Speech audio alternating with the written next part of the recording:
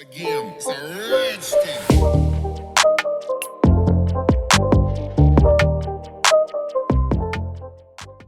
What is going on, guys? Welcome back. In today's video we're going to do a Vim crash course for beginners, so let us get right into it. So for those of you who don't know, Vim is a command line based editor, which means that it's not running in a graphical user interface like VS Code, it's not an IDE like PyCharm or IntelliJ, it's a command line based editor, which is probably why so many people are intimidated when they use it, because it's not intuitive at all. When you get into Vim, the first thing that you ask is, how do I get out of Vim? Because it's not intuitive. You cannot just go ahead, I mean, of course you can close the terminal, but that's not how you leave Vim properly. That's not how you write into files. That's not how you overwrite changes. One of the questions when you get it first into Vim is, how do I actually enter some text? Because you start in normal mode and not in insert mode. How do I get into insert mode? What is insert mode? How do I leave it? How do I write into the file then? And so on. So in this video, what I want to do is I want to take away some of that intimidation and fear so that you get a little bit more familiar with Vim. And then past that point, once we reach that point, I also want to excite you a little bit about this editor because it has some very interesting features, commands, shortcuts, and things that you can do with this editor to massively speed up your coding speed.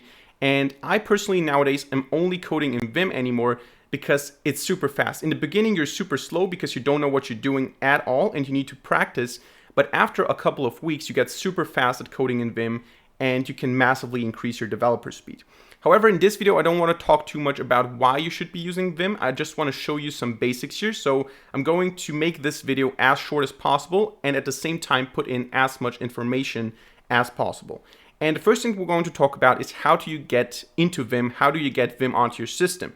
And if you're on Linux or on Mac, you already have Vim in your terminal. You just need to open up the terminal and then you can type VI. And I'm going to talk about Windows in a second. You just type VI and then you get into Vim. Now, chances are that you don't have Vim installed, but you have VI installed because Vim is VI improved. So if you type VI, make sure that you have Vim installed. If you don't have Vim installed, you need to type sudo apt install Vim, VIM on Linux, or I think brew install, or however you install stuff on Mac, and then install Vim. And then you can either start it with Vim, or if it's bound or binded automatically, you just say VI and it automatically opens Vim.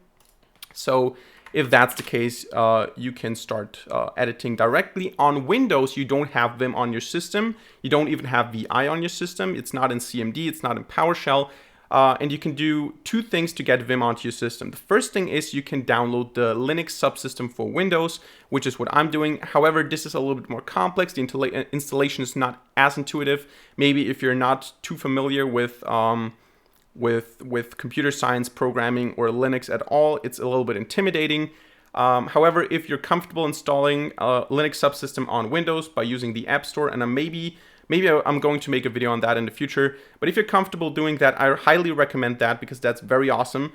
And otherwise, what you can do is you can get GVim, which I think stands for Graphical User Interface Vim. I'm not sure, but it's an application that you can download on Windows and you can code in Vim directly on Windows.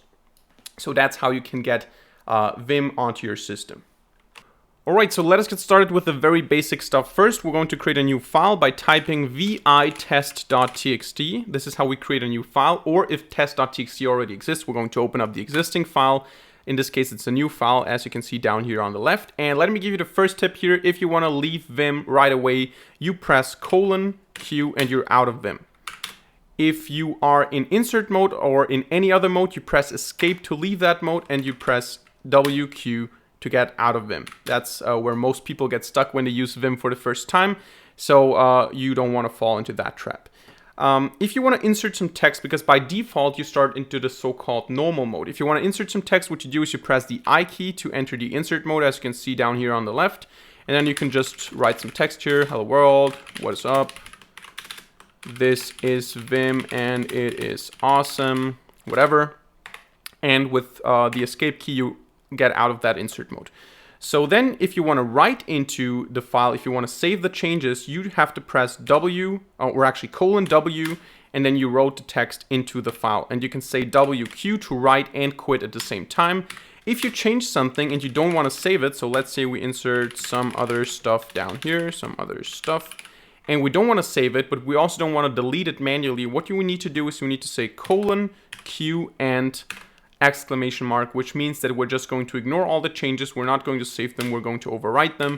And if we go back into the file, the text is gone. We didn't save it. So that's the very basic stuff. You can navigate using the arrow keys, obviously. Or if you want to be a bit more Vim-like, more professional, you can use the H, J, K, and L keys.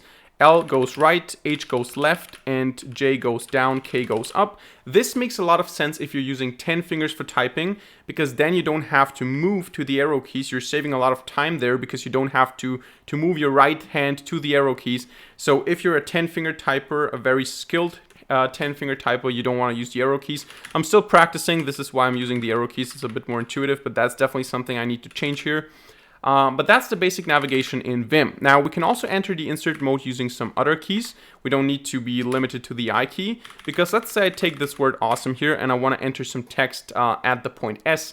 If I press I, what happens is that I enter some text before the S. If I press A on the other hand, and I think A stands for append, we're still getting into insert mode, but if I press A now, we go one to the right and insert there. So we're inserting text after the letter that we selected. This is very important. And also we can use capital I and capital A to navigate to the beginning of the line or to the end of the line. So if I press capital I and I enter some text here, you can see it's going to the beginning of the line and it's entering some text there. And if I press capital A, you can see it's entering the text at the end of the line. Now then we also have the O.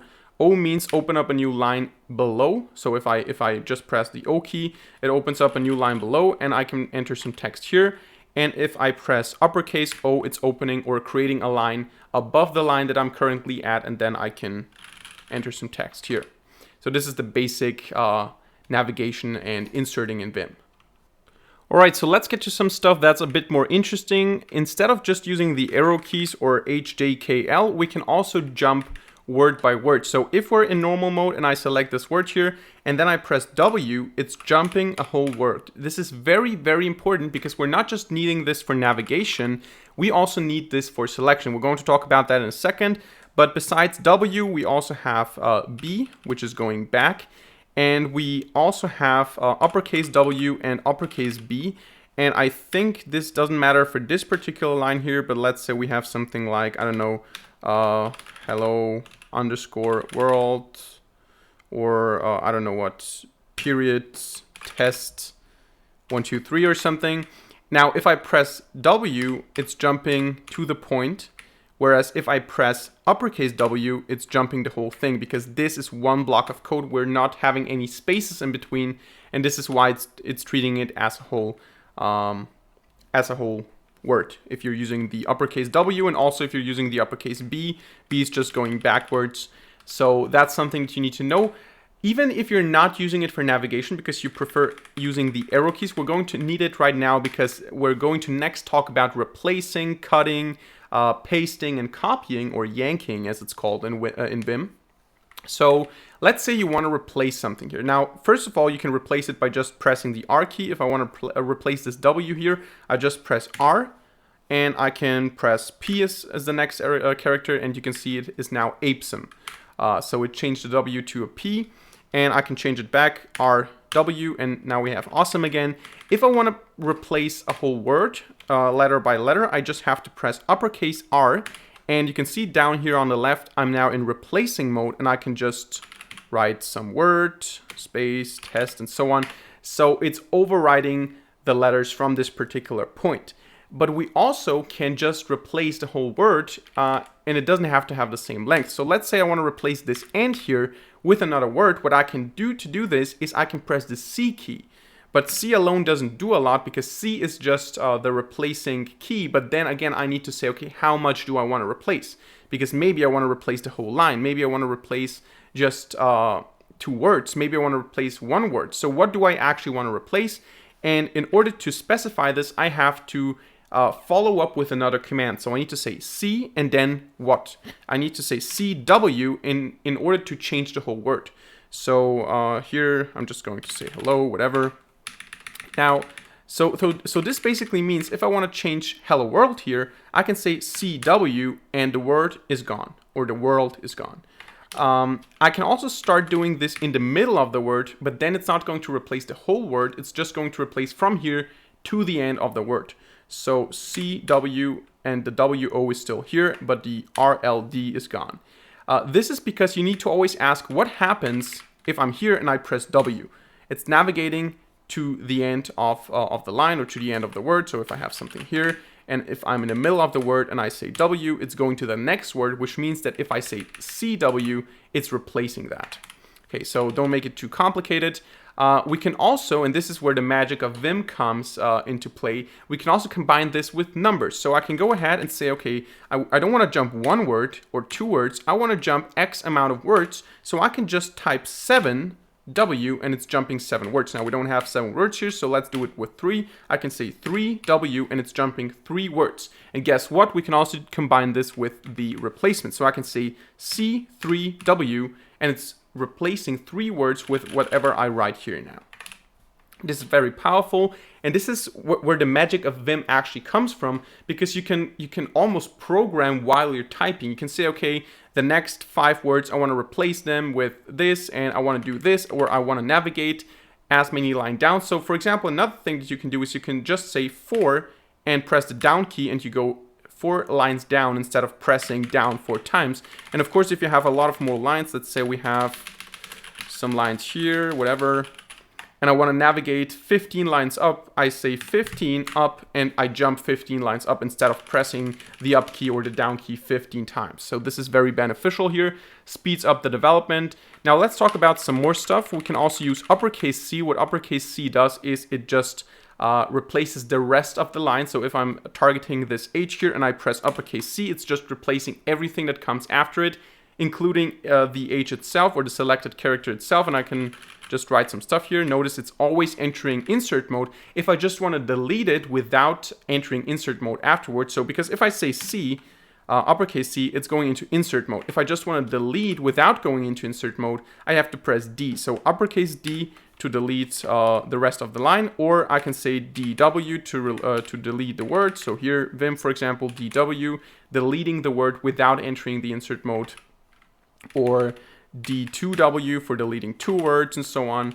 So this is kind of useful. And then we can also combine, or not necessarily combine them, but we can also use those 2 commands, so C and D, we can use them to delete or to replace whole lines. So if I go into this line here, even though I'm not selecting the beginning of the line, I'm somewhere in the middle of the line, I can press CC to replace the whole line.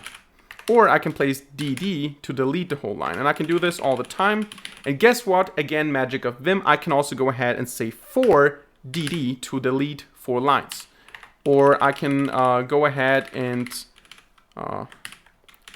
just, I don't know, 7DD or 7CC to enter the insert mode. And you can see that when you're editing your code, this can be very useful. For example, I don't know, let's say you have some kind of for loop here. You say for int I equals 0, I less than 100, I plus plus. And then you have some stupid loop code down here that's always being executed. And I don't know what, you want to delete all of that. And of course you can just go into insert mode and you can do this, or you can go ahead and select this with the mouse in an ordinary editor. But in Vim, you can just navigate to the beginning of this for loop here, and you can just say, okay, how many lines are those here? There are 15 lines, so I can say 15 DD and maybe 16 because we need to do one more because this is the 0th line. So 16 DD and everything is gone. And this is very, very practical. You can also go inside of that and you can say, okay, 14 DD, and you can have the loop empty right now. So this is a very, very interesting thing that you can do with Vim. Every command, every key that you learn, you can combine it with numbers and with other commands and so on. And this is where the magic comes from. If you're coding in Vim for multiple weeks or months, you're getting used to that. And when you see something that you want to change, you can just press 5 keys combined with some numbers, and you can do what you would have to do manually in other editors, and it would take more time in other editors, but you can do it in Vim with a bunch of key presses. Now in Vim, we can also, of course, undo stuff. So let's say we have some text here, and I change this word here, I do something, then I insert new lines, then I delete this line again, and then I do something again. And now I want to undo some stuff. I can just press the U key, and it's undoing the last operation. And I can press CTRL-R to redo all of this stuff. And of course, this can be combined again with numbers. So I can say, okay, undo the last 3 operations, or redo the last 4 operations, and undo, I don't know, undo 80 operations and so on. Because sometimes you write some code and you notice, okay, this is not good code. I wasted my time for the last 20 minutes.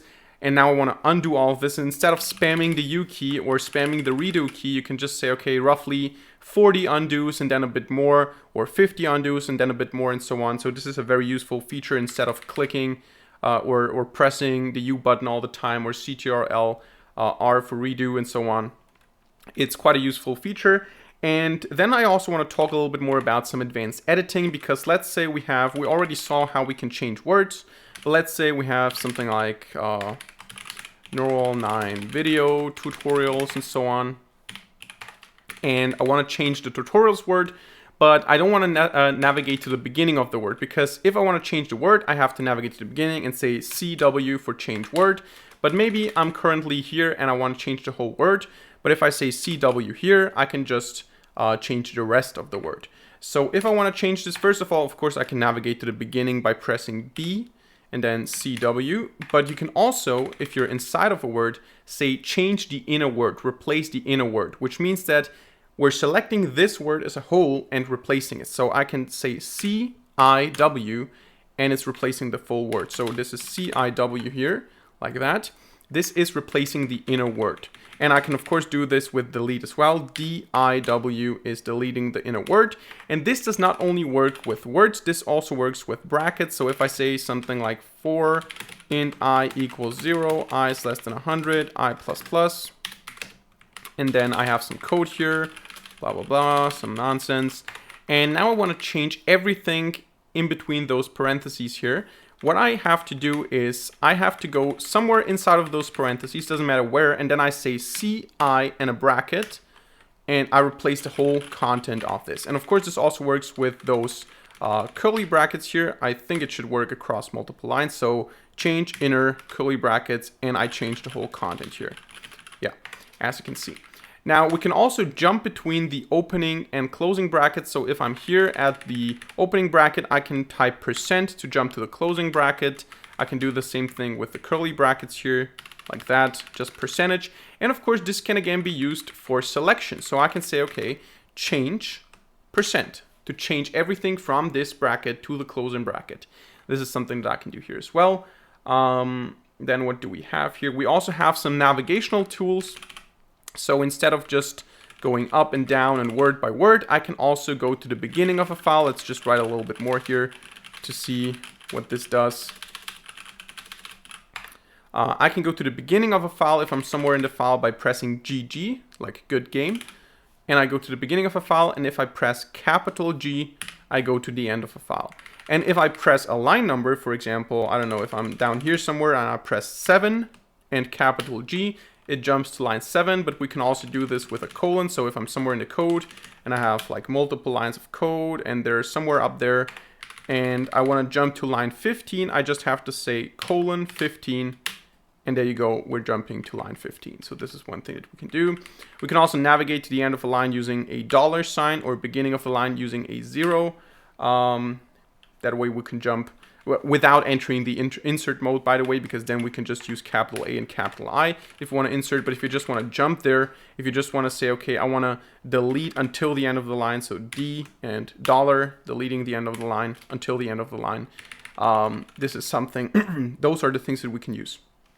So then we can also talk about some pasting and copying. If you want to copy something, we need to first select it. And for this, we need to enter the visual mode. We enter the visual mode using the V button, so just V, and then we can select stuff. We can select stuff, and once we select this stuff, we can then press whatever action we want to do. So D would be deleting. And if we select something and we press C, this is replacing. And what we can also do is we can just copy, and we need to enter the visual mode. we select something and then we press the Y key, which stands for yanking or yank. And if I do this, we yank this, as you can see, 6 lines yanked, and then I can press P in some point here, at some point in the text file, and it's going to enter to paste all of this here. Now, if I select this line here and I press paste, it's going to enter right inside of this line here. If I press uppercase P, it's going to enter it above this. We can also yank whole lines. If I just say YY, we're going to yank the whole line, and then I can say P to paste some stuff here. So I can also say, of course, 5YY to yank the next 5 lines, and then I can paste all of them. Of course, they're pasted as blocks, so I can say paste and navigate some like here, paste, and so on. So this is something that we can do. And we can, of course, also yank some words. So you can say, okay, I have some words here. And I can just say, okay, yank 2 words. And then I can paste. And I can also say, of course, paste multiple times. I can say 7P, and then I'm pasting have some, and so on. So this is one thing that we can also do. And of course, we can do all the things that we already know. We can have some brackets with some text here, and I want to copy everything inside of those brackets. So what I do is I say Y-I-W, or actually this was word Y-I bracket, and then I have everything in those brackets copied, and I can paste it 5 times like that. So this is also something that we can do here. This is how you copy and paste. Remember, you have and I think you can also use, I'm not sure about that though. I think you can use uppercase Y to yank the rest of the line.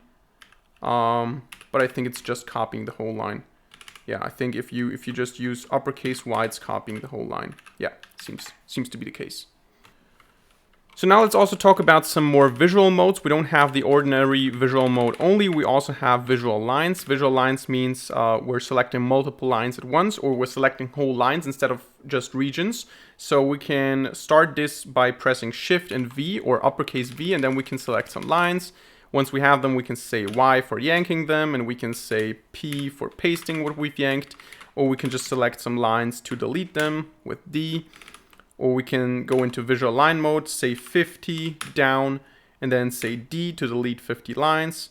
Or we can do it again, 50 down, D, and so on.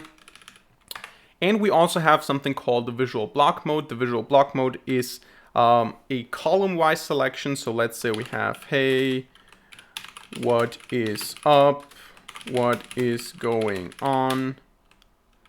What is happening? Or something like that. And now what we want to do is we want to change, or we want to delete some words here. So let's go into visual block mode. We do this by pressing CTRL and V, and then we can just select column wise like that. And I can select those words here, and I can press D to just remove them in visual block mode. So this is just one thing I want to show you here. And of course, we can also in visual mode, in ordinary visual mode, we can use also all the navigational tools like W to select the individual words and so on. Now, then we also can do something like, let's say we change word to hello here. So CW hello. I can repeat the same operation here by just pressing the dot key. So like that, we're changing, if I'm at neural 9 here and I press dot, it's going to change neural 9 to hello because that's the last operation that I did. Then we also have stuff like ZZ for centering. This is very useful. Sometimes, you know, you're writing code in Vim, you're writing some stuff in Vim, and then you're here at the bottom. And even if you're just creating new lines, you're always at the bottom, and sometimes you don't like to be at the bottom. So what you can do is you can just press ZZ to center the screen, to center your selection, to have your selection in the center of the screen. This is a very useful thing that I like to do. And then we also have some stuff like indentation and shifting. So if I have, for example, let's say we have a for loop again, and I equals 0, I less than 100, I plus plus, and then we have some stuff in here, and then I don't have the code indented here. Now, what I can do here is I can go into visual line mode, and I can just use the shift key, which is the angle brackets key that goes to that side, to the right side, and I can just press it and shift it. I can also press it twice in a line to shift the individual line. And I can also do the opposite direction by just pressing the angle bracket that's opening it up. So the opening angle bracket. And also if I have auto indent, or actually auto indent is not what I'm looking for, but I can also press the equals key to automatically indent. Now, of course, this is language specific. This is a text file, so I'm not sure if it's going to do it, if it's doing it right here, but you're just selecting a region and then you press the equals sign to auto indent that region. Now, in this case, it's doing something here, but in Python, or in C at least, it should be indenting in the right way. And of course, what you can do if you want to indent the whole file is you can just say GG to go to the beginning of the file, then you press equals, and then you press uppercase G to go to the end of the file, then it's indenting the whole file. And of course, you can do this also with deletion, so you can say GG, D, uppercase G, and it's deleting the whole thing. This is also something that you can do. So last but not least, let's talk about some commands. Those are things that we're not going to just press, but they're going to show down here with a colon or with a slash. So let's say we have a text, hello world. I love this world. Did I already say the word world? So that we have this world, or this word occurring multiple times. And what we can do now is we can type slash, and then we can just say world. And then we're going to find the occurrences. We can press the N key, lowercase n, to navigate to the next occurrence, or we can press uppercase N to go to the previous occurrence. And if we're selecting a word, we can also do this with the hashtag sign. It goes to the last occurrence, or with a plus sign that goes to the next occurrence, even if we don't search for word manually.